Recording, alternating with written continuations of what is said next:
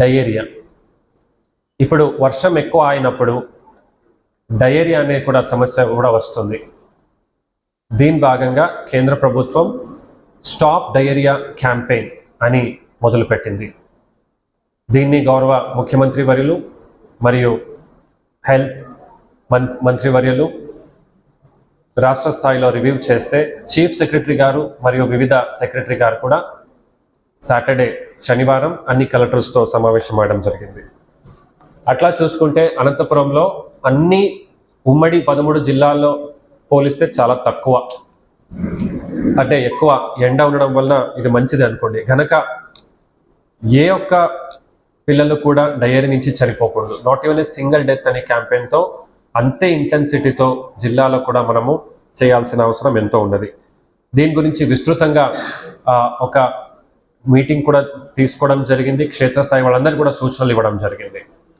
అది జిల్లా కమిటీగా నేనుంటే ముఖ్యంగా డిఎంఎండ్హెచ్ఓ గారు, డిపిఓ గారు, మున్సిపల్ కమిషనర్స్ వీళ్ళందరూ కూడా ఉండి పీడీ ఐసిడిఎస్ వారు, ఎడ్యుకేషన్ ఆఫీసర్ అండర్ 5 వాళ్ళకి డయేరియా రాకుండా చూసుకోవడానికి చాలా విస్తృతంగా అన్ని చర్యలు కూడా మనం తీసుకున్నాం.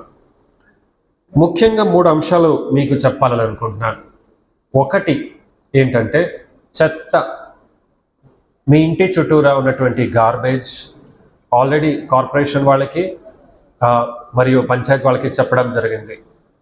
చాలా డీటెయిల్గా ఇప్పుడు క్లీన్లీనెస్ డ్రైవ్ అనేది తీసుకోవడం జరుగుతుంది. ఈ గార్బేజ్ అనేది మీరు అక్కడ పెట్టడం వలన ఈగలు అని వస్తాయి. ఈ ఈగలు మీరు తినే భోజనం లేదా నీళ్లు తాగే నీళ్లలో ఒకటి నుంచి ఒకటి వెళ్ళడం కూర్చోడం వలన అది ముఖ్యంగా కంటామినేట్ అవుతూ ఉన్నది. మరియు వాటర్ సోర్సెస్ దగ్గర మీరు చెత్త వేయడం వలన అది కంటామినేట్ అవుతూ ఉంది. దీన్ని ముఖ్యంగా అందరూ కూడా జాగ్రత్త వహించమని కోరుతున్నాను. ప్రభుత్వ డిపార్ట్మెంట్లు అందరూ కూడా శరవేగంగా చర్యలు ఇప్పుడు తీసుకుంటూ ఉన్నారు, ఇంకా ఎక్కువ తీసుకుంటారు. రెండవది హ్యాండ్ వాషింగ్. అంటే చివరికి అది మన నోటికి రావాలి. మన నోటికి రావాలంటే చేతులతో దాన్ని తింటాము లేదా తాగుతాము. అనంతపురం జిల్లాలో ఒక special drive on hand washing techniques, perfect protocol of hand washing. ఇప్పుడు డెమాన్స్ట్రేషన్ కూడా నేను మీకు చేసి చూపిస్తాను. అంటే ఎందుకు నేనే స్వయంగా డెమాన్స్ట్రేషన్ చేసి చూపించాలనుకుంటున్నానంటే ఇది అంత ముఖ్యం. శాస్త్రవేత్తలు ఏమంటున్నారంటే హ్యాండ్ వాషింగ్ మీరు పర్ఫెక్ట్గా చేసుకుంటే దాదాపు 200 రకమైన వ్యాధులు మీకు రావు అంటున్నారు. అంటే ఎంతో కీలకమైన చర్య ఇది. మూడవది నీళ్ళని వేడి చేసి చల్లారించి తాగడం, ఒక ఫ్లాస్క్లో కానీ పెట్టడం. ఇవి అన్ని పిల్లలకి కూడా 100% చేయమని అందరికీ కోరుతున్నాను. పిల్లలు కాకుండా పెద్దవాళ్ళు కూడా వీళ్ళు పాటించడం మంచిదే.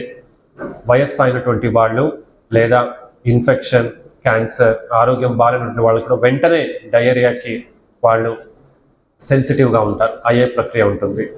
సో క్లీన్లీనెస్ మరియు perfect hand washing techniques, regular hand washing techniques కరెక్ట్గా ఆ అన్ని మెథడ్స్తో ఇప్పుడు డిఎంఎండ్హెచ్ఓ గారు డెమాన్స్ట్రేషన్ చేస్తాము. ఇద్దరు కూడా డెమాన్స్ట్రేషన్ చేస్తాము.